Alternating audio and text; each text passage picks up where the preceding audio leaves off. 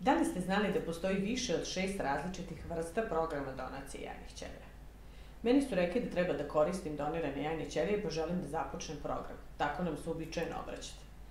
Ali da li znate da postoji više vrsta programa vantelesne oplodnje sa doniranim jajnim ćelijama između kojih možete da birate i u čemu je sve njihova razlika?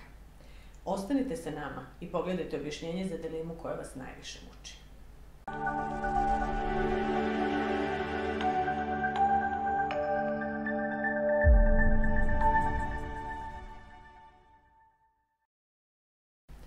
Da li da koristim program donacije svežih ili zamrznutih jajnih ćelija?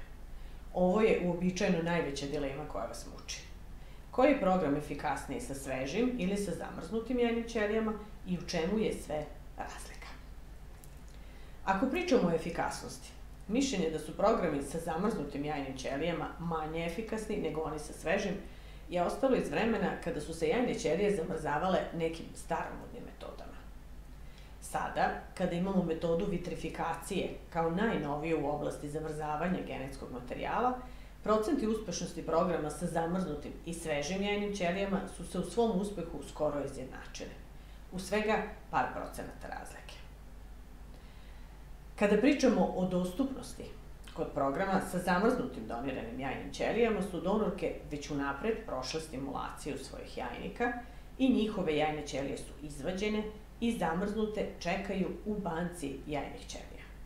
U ovom programu vi birate kada program počinje u skladu sa vašim menstrualnim ciklusom i ne morate da čekate stimulaciju donorke i da svoj ciklus usklađujete sa njenim.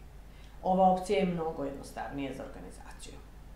Prilikom korišćenja zamrznutih jajnih ćelija do procesa traženja odgovarajuće donorke može doći u pokretu, što znači da ne postoji nikakva lista čekanja, pošto se donorke stalno stimulišu. Kada pričamo o cenama programa, cene programa sa zamrznutim jajnim ćelijama donorki su u principu povoljnije od programa sa svežim doniranim jajnim ćelijama, nekada više, a nekada manje. Zašto je to tako? Pa jednostavno, i za klinike je jednostavnije da realizuju program sa zamrznutim jajnim ćelijama, pa samim tim imaju i manje troškova koji utiču na formiranje cene programa. Ako želite da saznate više o IVF programima sa donacijom svežih ili zamrznutih jajnih ćelija, koje nude IVF klinike u Češkoj, Grčkoj, Ukrajini i na Kipru, a sa kojima mi sarađujemo, kliknite na linkove koji se nalaze ispod ovog videa. Ako biste ipak voljeli da vam mi pomognemo oko odabira pravog programa u vašem slučaju, kontaktirajte nas i pitajte nas sve što vas zanima.